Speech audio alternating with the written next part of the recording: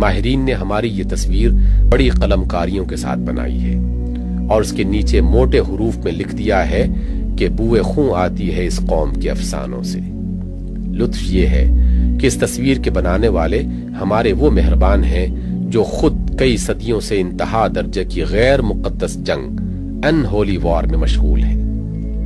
ان کی اپنی تصویر یہ ہے کہ دولت اور اقتدار کے بھوکے ہر قسم کے اسلحے سے مسلح ہو کر قزاقوں کی طرح ساری دنیا پر پل پڑے ہیں اور ہر طرف سے تجارت کی منڈیاں، خام پیداوار کے ذخیرے، نو آبادیاں بسانے کی قابل زمینیں اور معدنیات کی کانیں ڈھونڈتے پھرتے ہیں تاکہ اپنی ہرس کی کبھی نہ بجھنے والی آگ کے لیے ایندھن فراہم کریں۔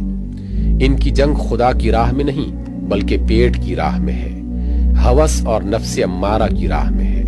ان کے نزدیک کسی قوم پر حملہ کرنے کے لیے بس یہ کافی وجہ جواز ہے کہ اس کی زمین میں کانیں ہیں، یا اجناس کافی پیدا ہوتی ہے، یا وہاں تیل نکل آیا ہے، یا ان کے کارخانوں کا مال وہاں اچھی طرح کھپایا جا سکتا ہے، یا اپنی زائد آبادی کو وہاں آسانی کے ساتھ بسایا جا سکتا ہے، کچھ اور نہیں۔ تو اس قوم کا یہ گناہ بھی کوئی معمولی گناہ نہیں ہے کہ وہ کسی ایسے ملک کے راستے میں رہتی ہے جس پر یہ پہلے قبضہ کر چکے ہیں یا اب قبضہ کرنا چاہتے ہیں۔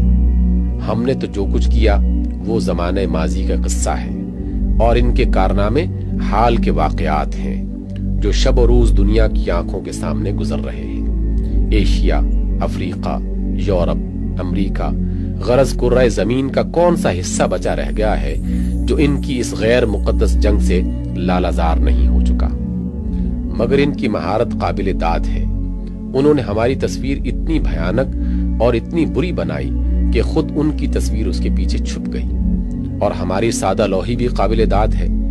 جب ہم نے غیروں کی بنائی ہوئی اپنی یہ تصویر دیکھی تو ایسے دہشت زدہ ہوئے کہ ہمیں اس تصویر کے پیچھے جھانک کر خود مصوروں کی صورت دیکھنے کا ہوش ہی نہ آیا، اور لگے معذرت کرنے کہ حضور بھلا ہم جنگوں کے تال کیا جانے، ہم تو بھکشوں اور پادریوں کی طرح پرامن مبلغ لوگ ہیں۔ چند مذہبی عقائد کی تردید کرنا اور ان کی جگہ کچھ دوسرے عقائد لوگوں سے تسلیم کرا لینا، بس یہ ہمارا کام ہے، ہمیں تلوار سے کیا واسطہ۔ البتہ اتنا قصور کبھی کبھار ہم سے ضرور ہوا ہے کہ جب کوئی ہمیں مارنے آیا تو ہم نے بھی جواب میں ہاتھ اٹھایا۔ سو اب تو ہم اس سے بھی توبہ کر چکے ہیں۔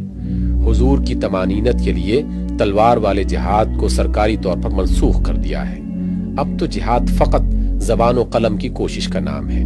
تو پر بندوق چلانا سرکار کا کام ہے اور زبان و قلم چلانا ہمارا کام۔